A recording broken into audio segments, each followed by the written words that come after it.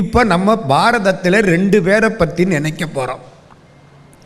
ஒருத்தன் மாமே, ஒருத்தன் அக்கா பிள்ளை மருமகன்.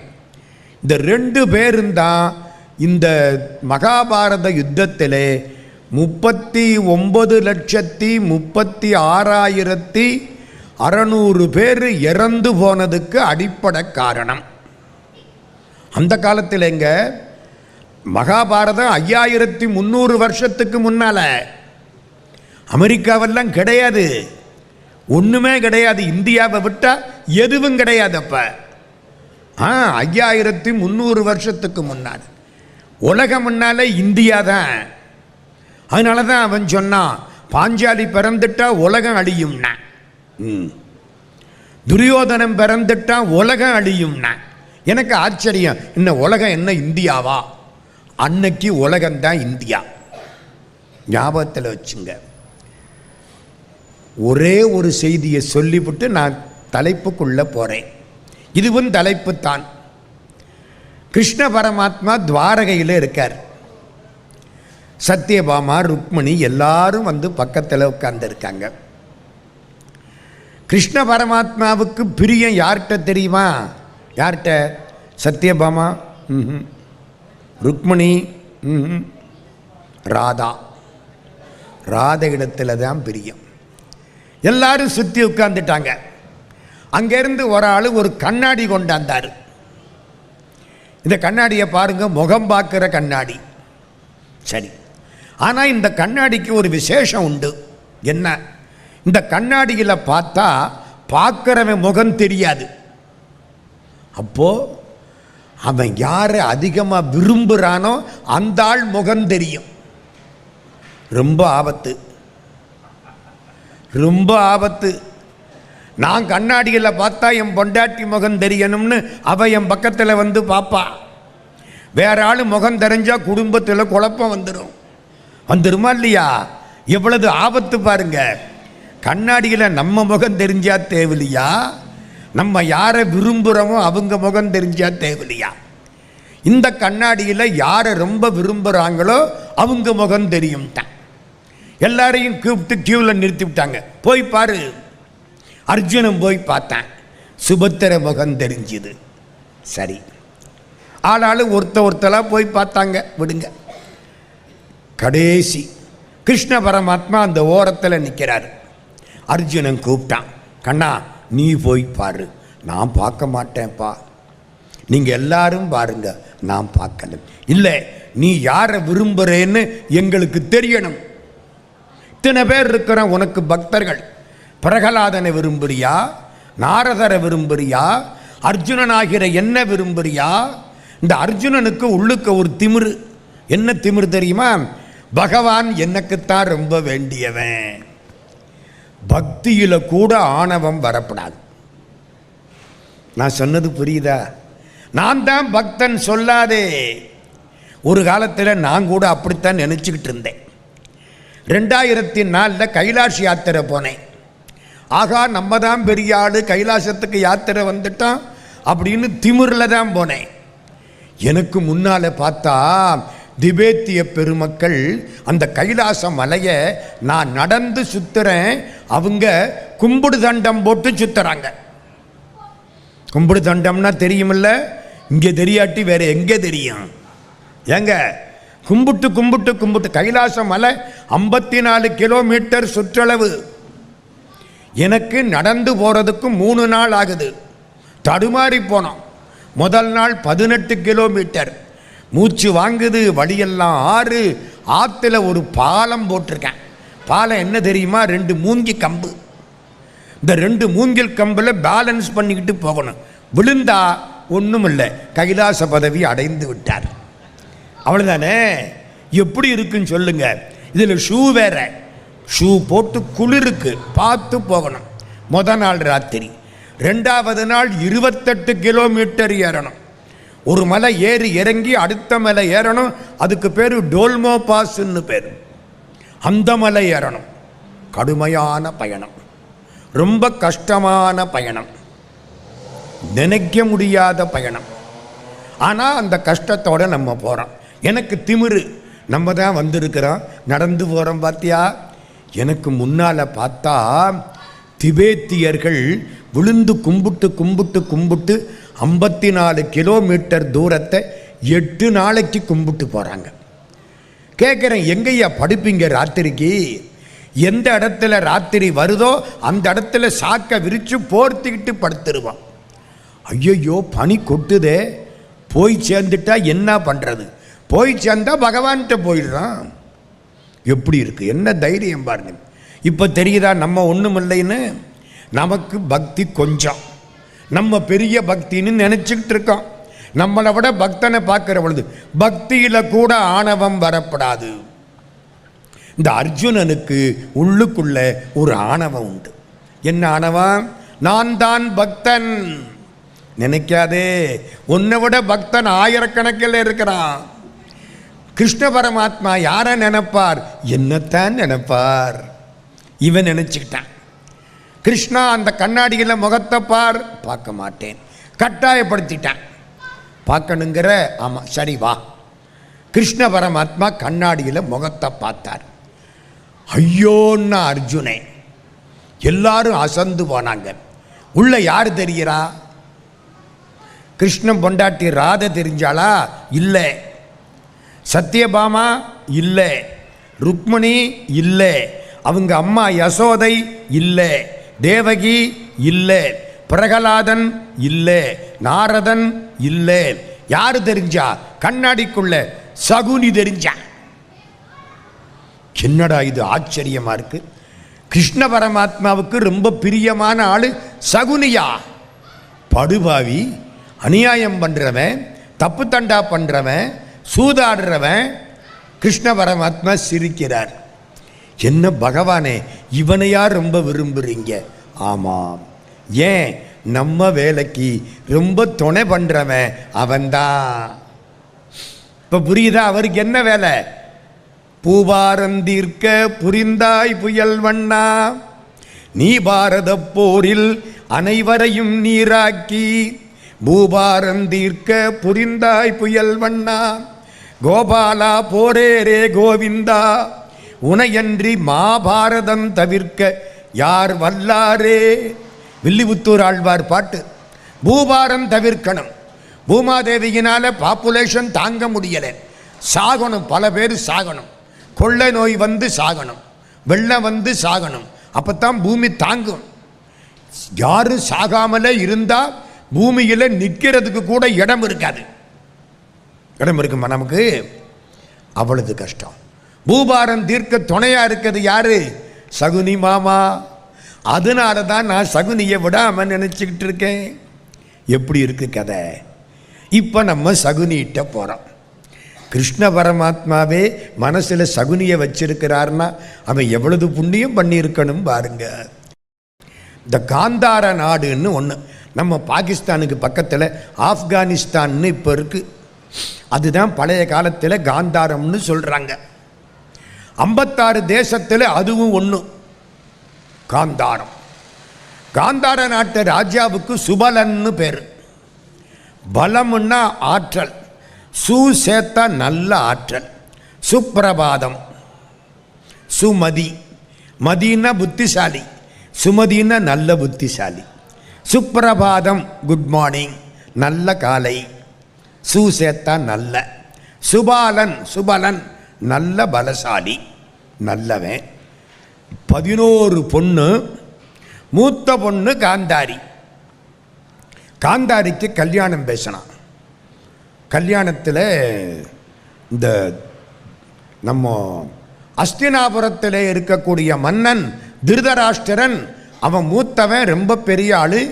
பீஷ்மாச்சாரியாருக்கு முறைப்படி தம்பி, அவனுக்கு இந்த பொண்ணை கல்யாணம் பண்ணி கொடுக்கலாம் யாரோ சொல்லிவிட்டாங்க.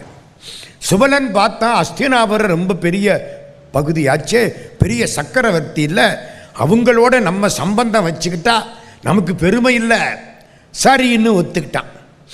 திருதராஷ்டிரனுக்கு கண்ணு இல்லைன்னு தெரியாது, மறைச்சு விட்டாங்க. அம்மா ஒரு கல்யாணம்னா பின்ன என்ன மறைப்பானா இல்லையா? இந்தியாவில் அவனவன் கல்யாணத்துக்கு புது ஜாதகத்தை எழுதுறாங்க. பழைய ஜாதகம் இல்லைங்க, புதுசாக ஒரு ஜாதகத்தை ரெடி பண்ணி கொடுத்துட்றாங்க. இவங்க அதை நம்பி கல்யாணத்தை முடிச்சு விடுறாங்க. 7வது மாதம் 2ம் போய் கோர்ட்டில் நிற்கிது. ஜோசியர்கிட்ட போய் கேட்டால் இது அந்த ஜாதகம் இல்லையேங்கிறாரு. ரொம்ப அழுத்தி கேட்டால் விதி கண்ணை மறைச்சி பிடிச்சுங்கிறாரு. இதுக்காக நாங்கள் உங்கள்கிட்ட வந்து கேட்டால் விதி எங்கள் கண்ணை மொத்தமாக மறைச்சி பிடிச்சி உங்கள் கண்ணை கொஞ்சம் டெம்பரரியாக மறைச்சி பிடிச்சி. நடக்குதா இல்லையா தெரியலை. கல்யாணத்துக்கு ஏற்பாடாகிடுச்சு. அப்புறம்தான் தெரியுது. நிச்சயம் பண்ணியாச்சு. சுபலனுக்கு கோபம், பீஷ்மரோட கடுஞ்சண்டை. நீங்கள் பண்ணது தப்பு. பீஷ்மருக்கு அதை விட கோபம். அவர் வீராதி வீரர், இவன் சாதாரணப்பட்ட ஆள். அவருக்கு முன்னால் சக்கரவர்த்தி கடுமையாக திட்டி விட்டார். எப்படியோ கல்யாணம் ஆயிடுச்சு. காந்தாரிக்கு புருஷன் குருடன்னு தெரிஞ்சுது. கண்ணை இறுக கட்டிக்கிட்டான். அவனுக்கு தெரியாத எதுவும் எனக்கு தெரிய வேண்டாம், அப்பத்தான் வாழ்க்கை சுகமாயிருக்கும். இல்லைன்னா எனக்கு ஒரு உயர்நிலை மனப்பான்மை வந்துவிடும். இவருக்கு கண் தெரியாது, எனக்கு தெரியும் அப்படின்னு நினைச்சிட்டா வாழ்க்கை சுகப்படாது. பண்டாட்டிக்கு 40,000 வெள்ளி சம்பளம், புருஷனுக்கு 20,000 வெள்ளி சம்பளம்னா அந்த குடும்பத்தில் சண்டைக்கு வேற வேலையே வேண்டாம். மனசு என்ன சொன்னோம், அவன் 40,000 வெள்ளி சம்பாதிக்கிறான், நம்ம 20,000 தான் சம்பாதிக்கிறோம். இந்த ஒரு தாழ்வு மனப்பான்மை வந்துடும், வரக்கூடாது. மனைவி அதுக்கு விடக்கூடாது. எவ்வளவு பெரியவளாயிருந்தாலும் தன்னை அனுசரித்து ஒழுங்குபடுத்தி அவனுடைய மனசுக்கு தகுந்தாப்பில் அட்ஜஸ்டபிலிட்டி இருந்தால் தான் குடும்பம் நல்லா இருக்கு. கண்ணை இறுக கட்டிக்கிட்டான், திறக்கவே இல்லை. பீஷ்மருக்கு கோபம், சுபலனுக்கு கோபம். கொஞ்ச நாள் ஆச்சு. பீஷ்மர் படைகளை கொண்டாந்து காந்தாரத்தை பிடித்து கொண்டு அஸ்தினாபுரத்தோடு சேர்த்து சுபலன் அவன் பிள்ளைங்க எல்லாரையும் ஜெயிலில் போட்டுவிட்டார். சிறையில் மத்தியானம் ஒரு வேளை ஒரு உண்டை கட்டி சாப்பாடு, அவ்வளவுதான். இவங்க சாப்பிட்டு செத்து போகணும். ஒரு நாளைக்கு ஒரு வேளை தான் சாப்பாடு, அதுவும் கொஞ்சம் போல பத்தாது, சாகணும். சுபலன் பார்த்தான். கடைசி பையன் சகுனி கூப்பிட்டான், இந்த பாரு, உங்கள் அண்ணங்க சாப்பாடு என்னுடைய சாப்பாடு எல்லாத்தையும் உனக்கு தர்றான், நீ சாப்பிட்டு நல்லா இரு, நாங்கள் சீக்கிரத்தில் செத்து போகிறோம். இந்த பீஷ்மன் குலத்தை அழிக்கணும். இவன் நம்ம குலத்தை அழிச்சு விட்டான்ல, பீஷ்மன் குலத்தை அழிக்கணும். ஆனால் அவன் சக்கரவர்த்தி, நீ சண்டை போட்டாலும் அழிக்க முடியாது, பின்வழியாக போய்த்தான் அழிக்கணும். புரிஞ்சுக்கோ, வஞ்சகத்தால் அழிக்க வேண்டும். சகுனி, ஒவ்வொரு வேளை சாப்பிட்ற பொழுதும் பீஷ்மன் வம்சம் அழிய வேண்டும்னு நீ நினைக்கணும். இப்படியே வளர்த்தாங்க. நம்ம வளர்கிற சூழ்நிலை தானே நம்மளை கெடுக்கும். எல்லா குழந்தையும் நல்ல குழந்தை தான் மண்ணில் பிறக்கையிலே. அவன் நல்லவனாவதும் கெட்டவனாவதும் அன்னை வளர்ப்பினிலே. இங்கே அன்னை இல்லை, அப்பா. சொல்லி சொல்லி சொல்லி எல்லா சாப்பாட்டையும் இவனுக்கு போட்டு அவங்கெல்லாம் இறந்து அப்பா கடைசியாக சாக போறார். சகுனி வந்து நிற்கிறான். ஒரு கம்பை எடுத்து ஓங்கி காலில் போட்டார். சகுனி முழங்கால் ஒடிஞ்சு போச்சு. ஒடிஞ்சு போச்சா? ஐயோ ஆமாம், இந்த நொண்டிக்காலோட திரி. எப்பவெல்லாம் இந்த காலை பற்றி நினைக்கிறியோ அப்பவெல்லாம் உங்கள் அப்பா சபதத்தை நினைச்சுக்கோ. நான் இறந்ததுக்கு அப்புறம் என் எலும்பில் இருந்து ஒரு தாயக்கட்டம் தயார் பண்ணு. அந்த தாயக்கட்டத்தை கையில் வச்சுக்கோ. 2 போடுன்னா அது 2 போடும், 4 போடுன்னா அது 4 போடும். ஏன்? அது தாயக்கட்டம் இல்லை, உன் தந்தை. இதெல்லாம் சில இடங்களில் பல கதைகளுக்குள்ளே இருக்கு. அங்கே போய் புகுந்து எடுத்திருக்கேன் காரண காரியத்துக்காக. வியாச பாரதத்தில் கிடையாது, பல கதைகள் இருக்கு. அவ்வளவுதான். சகுனி ஒத்துக்கிட்டான். எல்லாரும் இறந்து போனாங்க. அப்பா தான் துரியோதனனுக்கு விவரம் தெரிஞ்சுது. ஐயோ பாவம்னு இவங்களை ரிலீஸ் பண்ணிவிட்டான். சகுனி மட்டும் தப்பிச்சிட்டான். அப்படியே நொண்டிக்கிட்டு போவேன். நேர துரியோதனங்கிட்ட போனான். அக்கா காந்தாரியை பார்த்தான், அங்கே ஒட்டிக்கிட்டான். இந்த குடும்பம் அழியணும். பீஷ்மனுடைய வம்சம் குரு வம்சம், பூண்டில்லாமல் போக வேண்டும். என்ன செய்யலாம்? அவங்களுக்குள்ள சண்டை போட விடு. வீரனா இருக்கிறவனை அடுத்தவன் ஜெயிக்க முடியாது. சுந்தோப சுந்தர்கள்னு 2 பேர், சுந்தன் உபசுந்தன், இதெல்லாம் மகாபாரதம். 2 பேர் வீராதி வீரர்கள், அண்ணனும் தம்பியும், யாரும் அழிக்க முடியாது. ஆச்சரியம். அவன் ஒருத்தனோட ஒருத்தன் சண்டை போட்டு அழிஞ்சா உண்டு. இப்படி இருக்கு. மகாவிஷ்ணு ஒரு வேலை பார்த்தார். அழகான பொண்ணு ஒருத்தியை உற்பத்தி பண்ணி அனுப்பிச்சார். வந்தது வேணே. பொண்ணை பார்த்த உடனே அண்ணன் நான் கட்டிக்கிறேன்னா, தம்பி நான் கட்டிக்கிறேன்னா, சண்டை வந்துடுச்சு. இவன் அவனை அடித்தான், அவன் இவனை அடித்தான், கதை முடிஞ்சு வச்சு. இதை தர்மராஜாவுக்கு சொல்கிறார் வியாச பகவான்.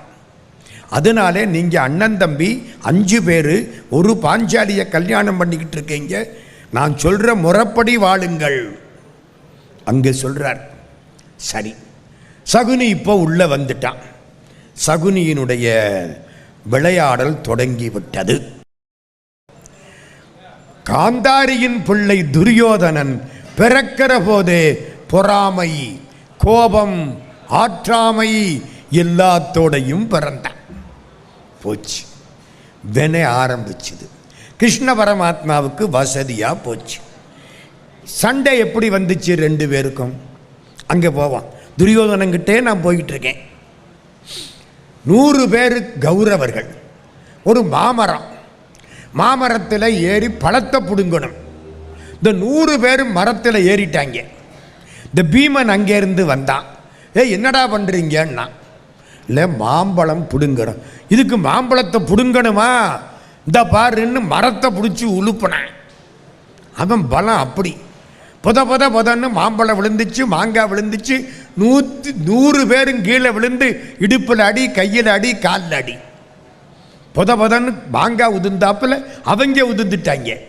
கோபம் வருமா வராதா? ஏண்டா எங்களை இறங்க சொல்லிட்டாவது உதுத்து இருக்கலாம் இல்லை? நீங்கள் இருக்கிறவது ஒதுக்கணும்னு தானே நம்ம நோக்கம். சொல்லுவானா? போச்சு, பகை ஆரம்பிச்சுது. இந்த பீமன் பொல்லாதவனாக இருக்கான். இவனை கொல்லணும். சின்ன வயசில் 10-12 வயசு பீமனுக்கு. இவனை உடம்பு பூரா கயித்தால கட்டி அப்படியே தண்ணிக்குள்ள தூக்கி போட்டாங்க.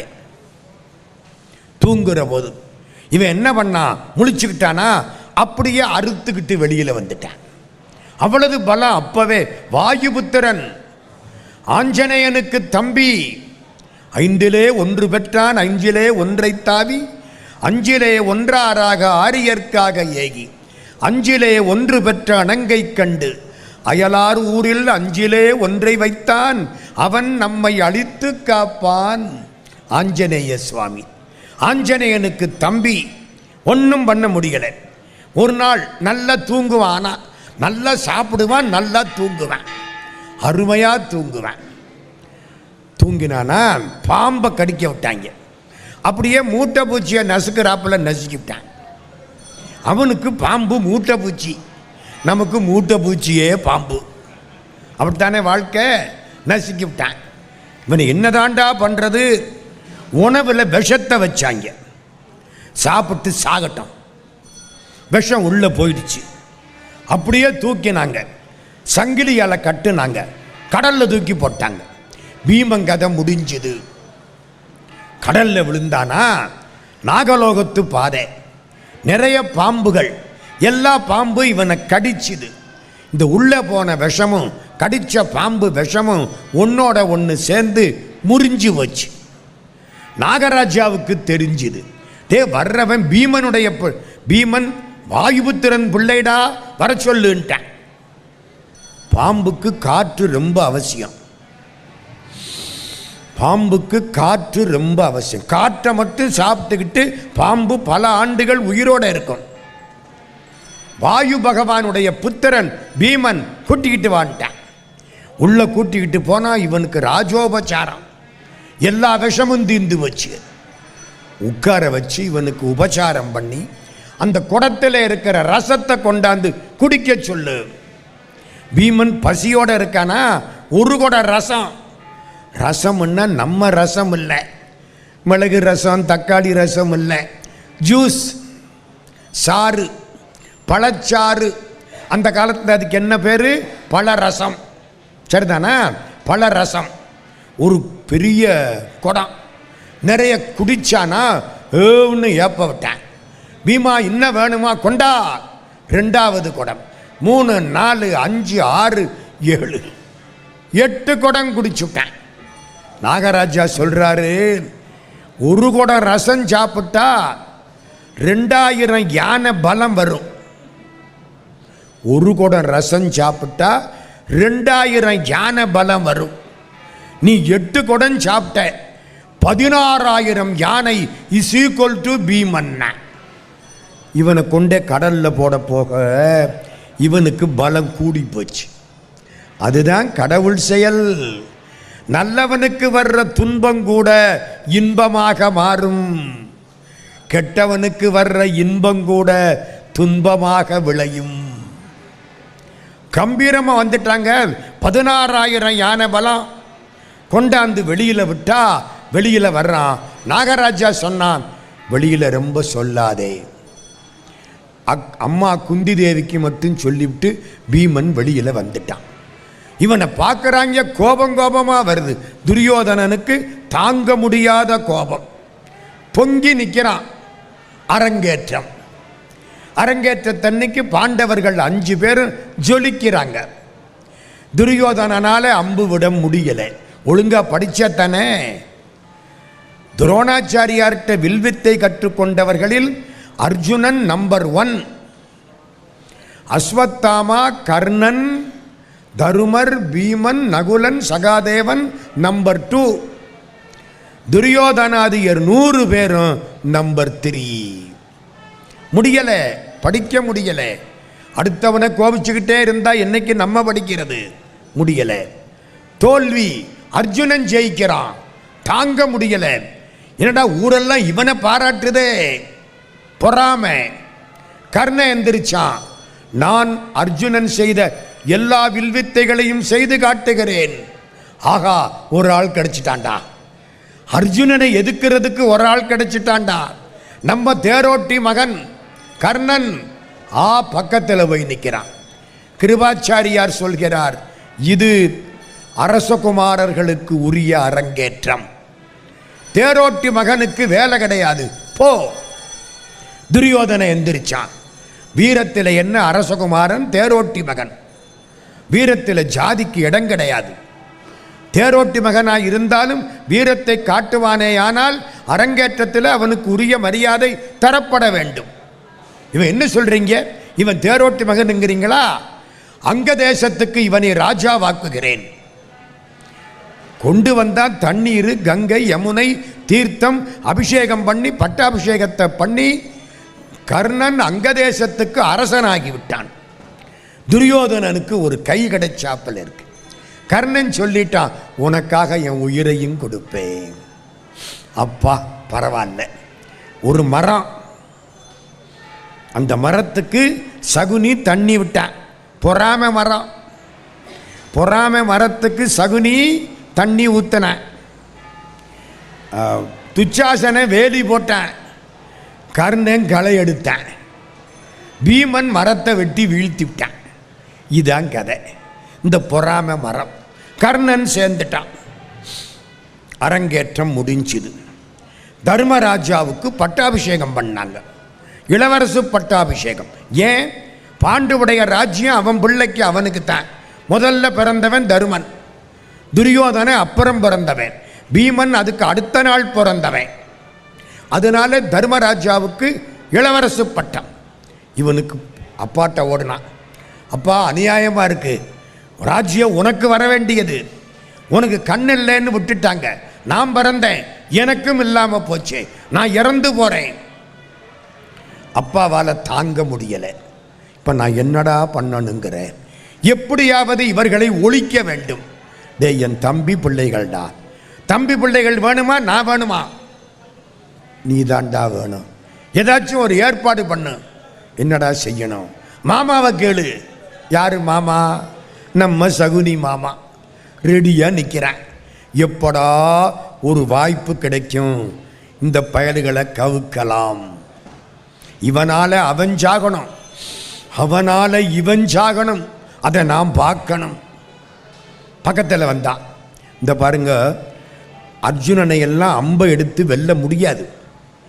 பீமனுக்கு 16,000 யானை பலம். அதனால ஒரு காரியம் பண்ணுவோம். என்ன? வஞ்சகத்தினால 6 பேரையும் கொன்று விடுவோம். என்னடா பண்ணலாம்?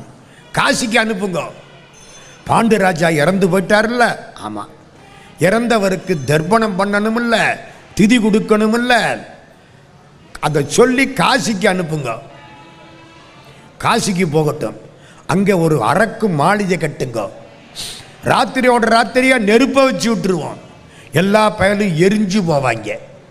திட்டம் திட்டியது சகுனி.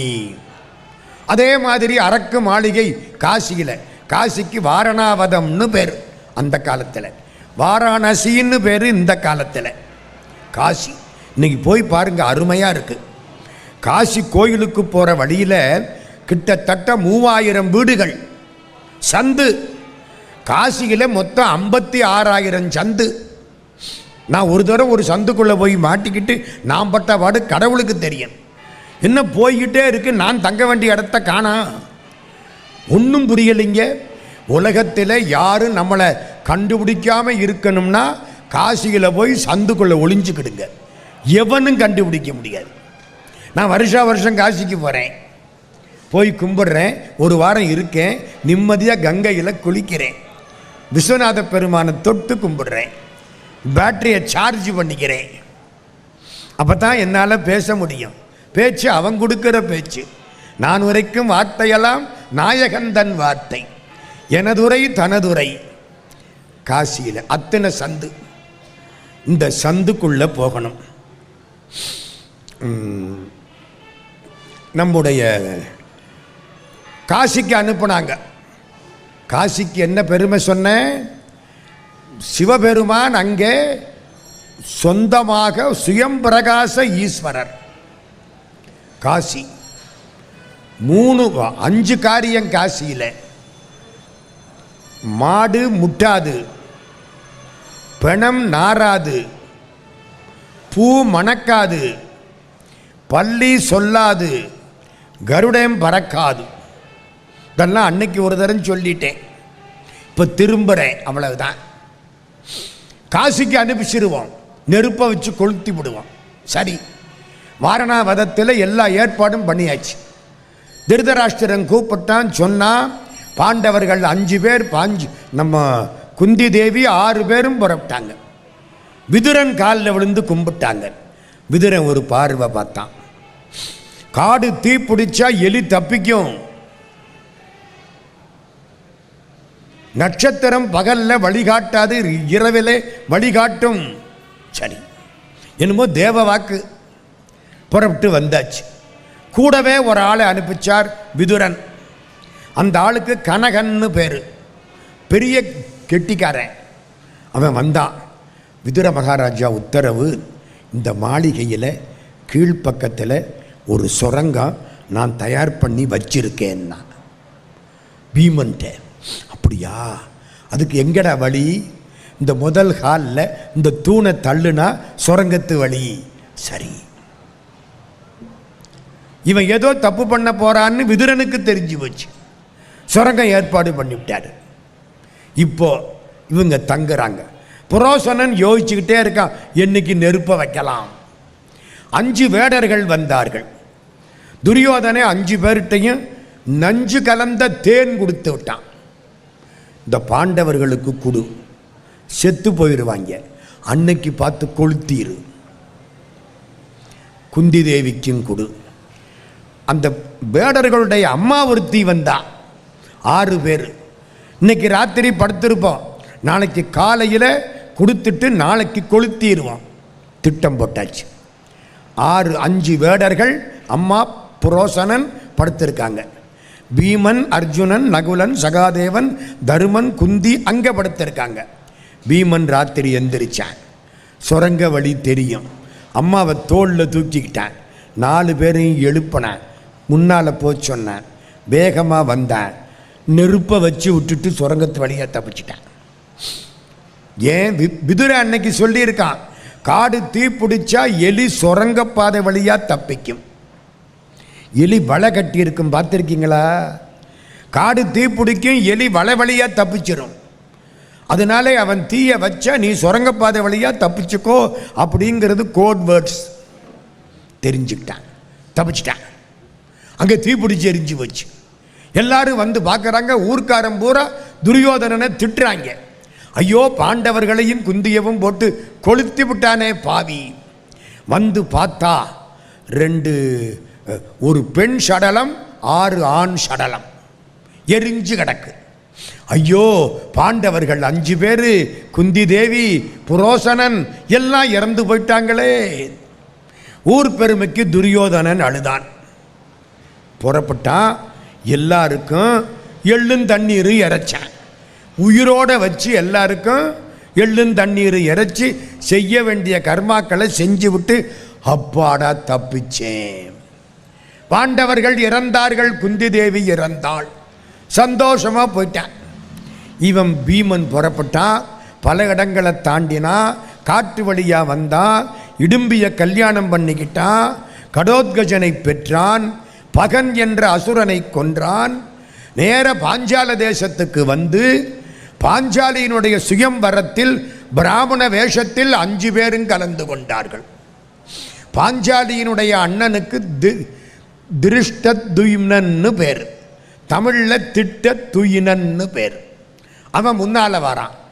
என் சகோதரியை திருமணம் செய்து கொள்ள வேண்டுமானால் மேலே ஒரு மீன் இலச்சினை இருக்கிறது, ஒரு சக்கரம் சுத்தி கொண்டிருக்கிறது, கீழே தண்ணீர் இருக்கிறது.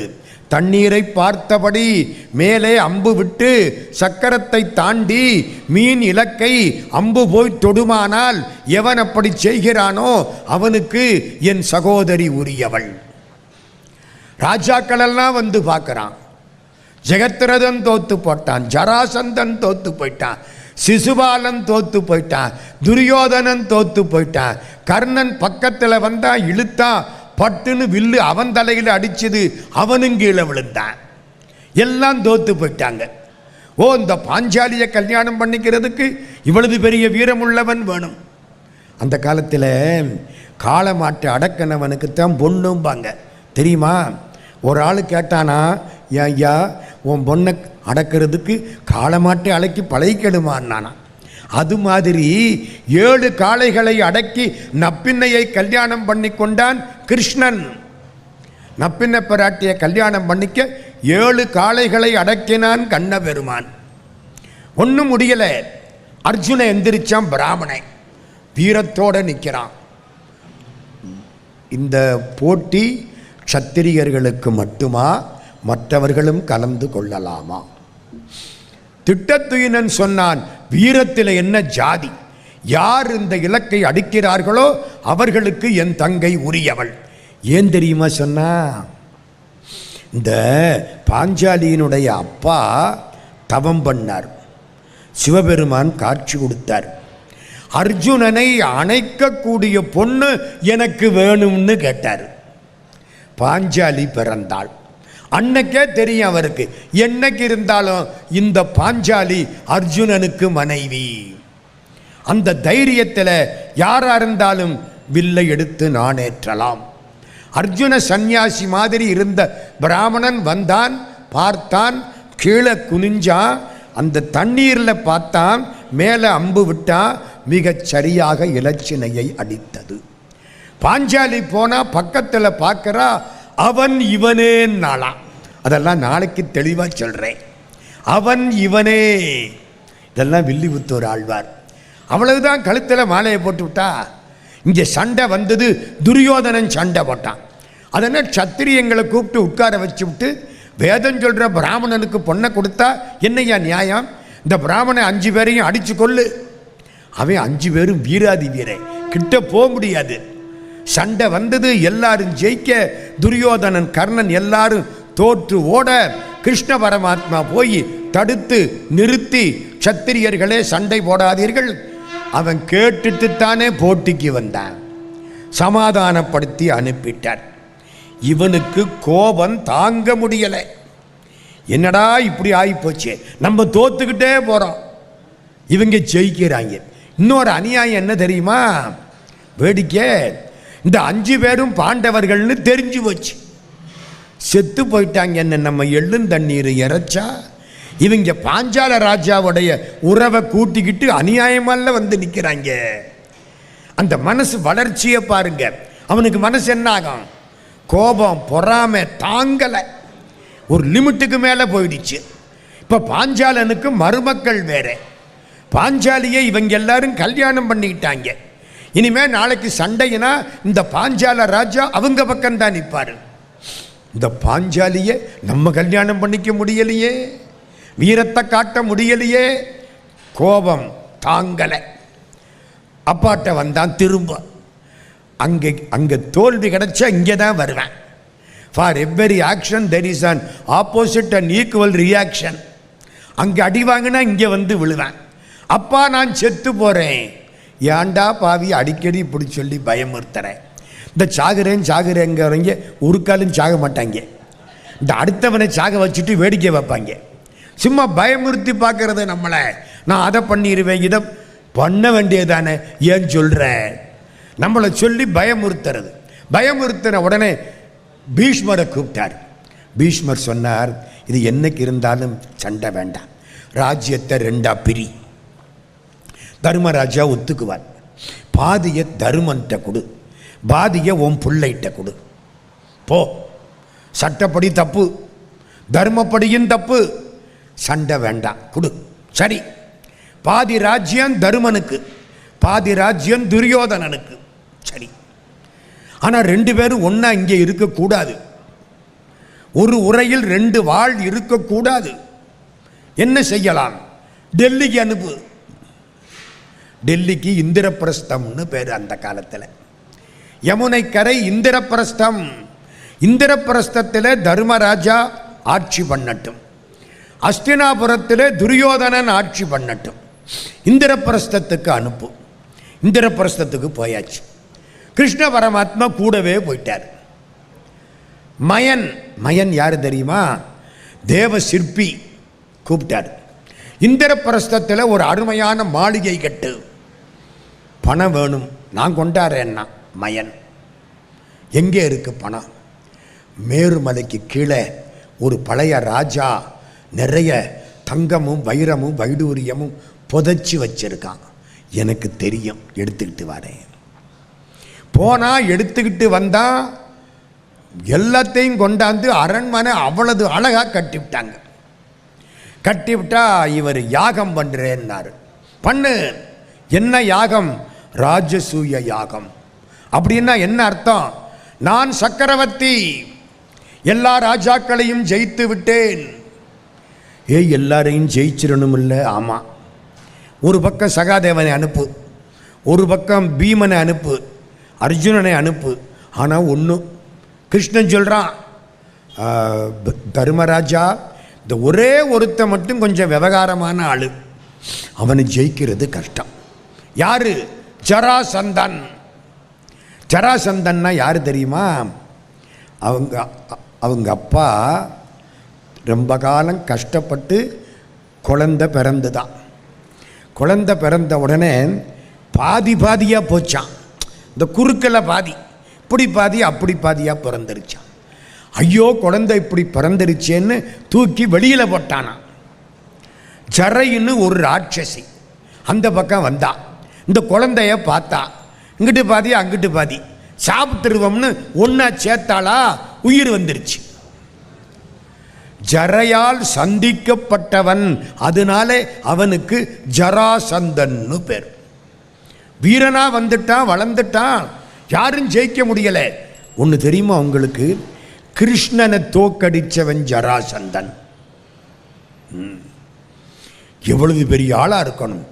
கிருஷ்ண பரமாத்மா இவனோட சண்டை போடக்கூடாதுன்னு கல்கத்தாவுக்கு பக்கத்தில் இருந்த ஊரை மாற்றிக்கிட்டு பம்பாய்க்கு பக்கத்தில் துவாரகைக்கு ஓடுனாராம். இந்தியாவில் இது ஒரு மூலை, அது ஒரு மூலை. இந்த பக்கம் இவர் இருந்த மதுரா. மதுரா எங்கே இருக்கு? டெல்லி, ஆக்ரா, மதுரா, பிருந்தாவனம். துவாரகை எங்கே இருக்கு? குஜராத்தில் இருக்கு, பம்பாய்க்கு பக்கத்தில். பேட் துவாரகா, துவாரகா இன்னைக்கும் இருக்கு. நான் போய் பார்த்துருக்கேன், அதனால் அழகாக சொல்கிறேன்னு தெரியும் எனக்கு. இங்கே இருந்து ஊரை மாற்றிக்கிட்டு அங்கே ஓடுனானா. அதனால் என்ன ஜெயிச்சவன் அவனை மட்டும் ஜெயிக்கிறது கஷ்டம். கிருஷ்ணா நீ ஒரு வழி சொல்லு, அர்ஜுனா பீமா புறப்படு எங்கூட. ஜராசந்தன் பல ராஜாக்களை சிறையில் வச்சிருக்கான். இன்னொன்று தெரியுமா, கம்சன் இருக்கான்ல, கம்சன் ஜராசந்தனுடைய மாப்பிள்ளை. கம்சன் யாரு? கிருஷ்ணனுக்கு மாமா. கிருஷ்ணன் கம்சனை கொன்று விட்டான். அந்த கோபம் வேற அவனுக்கு, என் மாப்பிள்ளையை கொன்று விட்டான், இந்த கிருஷ்ணனை விடப்படாது, அதுக்காகத்தான் சண்டை போட்டான். இப்போ எல்லாரும் ஜராசந்தன்ட்ட 3 பேரும் போகிறாங்க, பிராமண வேஷத்தில் போகிறாங்க. ஜராசந்தன் வீராதி வீரன், என்ன வேணும்னு கேட்டான். யுத்தம் வேணும்னாங்க. யுத்தமா? எங்கூடவா? வருகிறேன். ஆனால் ஒன்று, நீங்கள் 3 பேரும், நீ கிருஷ்ணன் இல்லையோ? ஆமாம். நீ பீமன்? ஆமாம். நீ அர்ஜுனன்? ஆமாம். எங்கூட சண்டைன்னு கேட்குறீங்க, நான் சண்டை போட தயார். ஆனால் கிருஷ்ணா நீ எங்கிட்ட தோத்து போனவன், உங்கூட நான் சண்டை போட மாட்டேன். அர்ஜுனா நீ சின்ன பையன், உங்கூட சண்டை போட மாட்டேன். என்னோடு சண்டை போடக்கூடிய தகுதி, திறமை, ஆற்றல், வீரம் பீமனுக்கு உண்டு. பீமா 2 பேரும் சண்டை போடுவோம். வீராதி வீரன் 2 பேரும் சண்டை போட்டா ஜராசந்தன் ஏகப்பட்ட பலசாலி, பீமனும் பலசாலி, முடியலை. ஒரு நாள் அப்போ என்ன பண்ணான், கோபத்தில் பீமன் ஜராசந்தனை 2ஆ பிடிச்சி கிழிச்சு விட்டான். கிழிச்சு கீழே போட்டானா 2ம் சேர்ந்து ஒட்டிக்கிச்சு. திரும்ப எந்திரிச்சு வந்துட்டான். இந்த ஜரையினால் சந்திக்கப்பட்ட காலத்தில் இருந்து யாராவது இவனை கிழிச்சா ஆட்டோமேட்டிக்காக ஒட்டிக்கிடுவான். இவனை என்னதான் பண்ணுறது?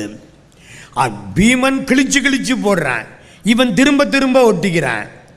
கிருஷ்ண பரமாத்மா பார்த்தார், நேரம் ஆகுது, கதையை முடிக்கணும். பீமனுக்கு நேர போய் நின்னார். பீமா என்ன? ஒரு துரும்பை எடுத்தார், ஒடிச்சு மாற்றி போட்டார். மாற்றி போடுறா. ஓ அப்படியா, சரி. கிழிச்சான். கால் பக்கம் தலை, தலை பக்கம் கால்னு மாற்றி போட்டுவிட்டான். ஒட்டாது இல்லை விவரம். ஜராசந்தை இறந்து போயிட்டான். யார் காரணம்? கதை, வசனம், டைரக்ஷன் கிருஷ்ண பரமாத்மா. இல்லைன்னா நடக்குமா ஐயா? கண்ணன் திருவடி எண்ணுக வனமே. தீமைகளை அழிப்பதற்கும் நல்லவர்களுக்கு துணையாயிருப்பதற்கும் நான் யுகங்கள் தோறும் அவதாரம் செய்கிறேன். சம்பவாமி யுகே யுகே. அவன் சொன்ன வார்த்தை, தர்மத்தை காப்பாற்றுவதற்காக பரித்ராணாய சாதூனாம் விநாசாய சதுஷ்கிருதாம் தர்ம சம்ஸ்தாபனார்த்தாய சம்பவாமி யுகே யுகே. தர்மத்தை காப்பாற்றுவதற்காக நான் யுகங்கள் தோறும் அவதாரம் செய்கிறேன். ஜராசந்தன் இறந்து போனான். சிறை வைக்கப்பட்ட அத்தனை ராஜாக்களும் விடுவிக்கப்பட்டார்கள். எல்லாம் காலில் விழுந்துட்டான் அத்தனை ராஜாவும். தர்மராஜா ராஜசூய யாகம் பண்ணுறாரா, நாங்கள்லாம் வந்துடுறோம். எல்லாம் போனால் அவ்வளவு பேரையும் ஜெயிச்சு தர்மராஜா யாகம் பண்ணுறார். கிருஷ்ணனை கூப்பிட்டார். கண்ணா என்ன, இந்த யாகம் பண்ணுற பொழுது வந்திருக்கவங்களுக்கெல்லாம் தங்கத்தை வாரி வாரி கொடுக்கணும், கேட்குற பணத்தை எல்லாம் கொடுக்கணும். அதுக்கு ஒரு ஆளை பொறுப்பாக உட்கார வைக்கணும். யாரை பொறுப்பாக உட்கார வைக்கலாம்? கேஷியர். ஒழுங்காக இருக்கணும், ஒழுங்காக கொடுக்கணும். பாதியில் தீர்ந்து போச்சுன்னு சொன்னால் யாகம் கெட்டு போயிடும். முறையாக கொடுக்கணும். யாரை உட்கார வைக்கலாம்? கிருஷ்ணன் அப்படி பார்த்தான். துரியோதனனை உட்கார வையின்னா. பீமனுக்கு வந்தது கோபம். ஐயோ, அவனை உட்கார வச்சா 500 கட்ட 5000 கொடுப்பேன், 5000 கட்ட 50000 கொடுப்பேன், 2 நாளில் யாகத்தை நிறுத்தி விடுவானேன். தர்மராஜா சொல்கிறார், கிருஷ்ணன் சொல்லியாச்சுன்னா அது சுப்ரீம் கோர்ட்டு தீர்ப்பு, அதுக்கு மேலே அப்பீல் பண்ண முடியாது. துரியோதனனை கொண்டாந்து உட்காத்தி விட்டாங்க. இவனுக்கு சந்தோஷம், வாரி வாரி கொடு. 5000 கட்டா 50,000 மூட்டையோட தூக்குங்கிறான். எல்லாருக்கும் வாரி வாரி வாரி கொடுத்தானா. 3 நாள் ஆச்சா, யாகம் முடிஞ்சுதா, போய் பார்த்தா ஆரம்பத்தில் எவ்வளவு தங்க நாணயம் இருந்ததோ அந்த தங்க நாணயம் அப்படியே இருக்கு. என்ன துரியோதனா கொடுத்தியா? வாரி வாரி கொடுத்தேன். இந்த 56 தேசத்து ராஜாக்களும் கொண்டாந்து கொட்டிக்கிட்டே இருந்தாங்க. நான் 500 நாணயம் கொடுத்தா 5000 நாணயம் வந்துருச்சு. நான் என்ன பண்ணுவேன்? புரியுதா? கிருஷ்ணான் நானா தருமன். கிருஷ்ண வந்து சிரிச்சானா. பீமா புரியுதா? ஒன்றும் புரியலையே. துரியோதனன் கையில் தனரேகை ஓடுதரா. சாகர வரைக்கும் அவன் சக்கரவர்த்தி. நினப்புல வச்சுக்கோ. தப்பு பண்ணுறான் இல்லை வேற விஷயம். சில பேர் ஜாதகம் அப்படிங்க, தப்பாக பண்ணிக்கிட்டு இருப்பான், வீட்டில் செல்வம் கொட்டிக்கிட்டே இருக்கும். நம்ம யோக்கியமாக வாழ்ந்துக்கிட்டு இருப்போம், அடுத்த வேளை சோத்துக்கு லாட்ரி அடிப்போம். அது அப்படித்தான். அதெல்லாம் விதி. நல்லதுக்கு பலன் தனி, கெட்டதுக்கு பலன் தனி. அதுவும் இதுவும் சரியாக போகாது. நான் பண்ணுற தப்பெல்லாம் பண்ணிவிட்டு கோயிலில் போய் சகசரநாம அர்ச்சனை பண்ணனா அதுக்கு இதுக்கும் சரியாக போகாது. அதுக்கு பலன் தனி, இதுக்கு பலன் தனி. இதுதான் நம்ம வாழ்க்கை. அவன் கையில் தனரேகை ஓடுது. தொட்டான்னா வளரும்டா. புரிஞ்சு போச்சு இப்போ எல்லாருக்கும். துரியோதனை வெறுத்தே போனேன். நமக்கு ஒரு நல்ல சான்ஸ் வந்து ஒன்றும் பண்ண முடியாமல் போச்சே. இன்னொன்று தெரியுமா? அந்த யாகத்தில் பீஷ்மாச்சாரியார்கிட்ட போய் தர்மராஜா கேட்குறார், முதல் மரியாதை யாருக்கு? நம்ம நாட்டில் இந்த முதல் மரியாதைக்கு ஏகப்பட்ட கேஸு கோர்ட்டில். அந்த கோயிலில் அவருக்கு பரிவட்டம் கட்டுறதா, இவருக்கு பரிவட்டம் கட்டுறதா, கடைசியில் கோயிலை இழுத்து மூடிப்படுறாங்க. இவங்க சண்டையில் கோயிலை இழுத்து மூடிப்படுறாங்க. நடக்குது முதல் மரியாதை. முதல் மரியாதை யாருக்கு? பீஷ்மாச்சாரியார் சொல்றார், கிருஷ்ணனுக்கு. கிருஷ்ணனுடைய அத்தை பிள்ளை சிசுபாலன்னு பேர். கிருஷ்ணனுக்கு அத்தை பிள்ளை. குந்தி தேவிக்கு தங்கச்சி மகன். குந்தியும் கிருஷ்ணனுக்கு அத்தை, மறக்காதீங்க. சிசுபாலன் எந்திரிச்சான். ஏண்டா இத்தனை ராஜாக்கள் இருக்கிற பொழுது ஒரு இடையனுக்கா முதல் மரியாதை? அவன் யாரு? ஆடு மேய்க்கிறவன், மாடு மேய்க்கிறவன். அவனுக்கு முதல் மரியாதையா? எவ்வளவு பேர் இருக்கிறாங்க. அவங்களெல்லாம் விட்டுவிட்ட கேட்டவன், முறையா பிறக்காதவன் தருமன். கேட்டவன் முறையா பிறக்காதவன். சொன்னவன் கீழ் நோக்கி ஓடக்கூடிய தண்ணி கங்கைக்கு பிறந்த பீஷ்மன். தண்ணி கீழ் நோக்கித்தானே ஓடும். இவன் புத்தியும் கீழ் நோக்கித்தானே ஓடும். கடுமையாக சொல்ல ஆரம்பித்தான். கிருஷ்ண பரமாத்மா பார்த்துக்கிட்டே இருக்கார். கிருஷ்ணனை திட்ட ஆரம்பித்தான். 1 2 3 திட்ட திட்ட திட்ட கிருஷ்ண பரமாத்மா பேசாமல் கேட்டுக்கிட்டே இருக்கார். கொஞ்சம் கொஞ்சமாக திட்டனா, ரொம்ப திட்டனா. சகசரநாம அர்ச்சனையே பண்ணிவிட்டான். கிருஷ்ணனுக்கு அவ்வளவு திட்டு.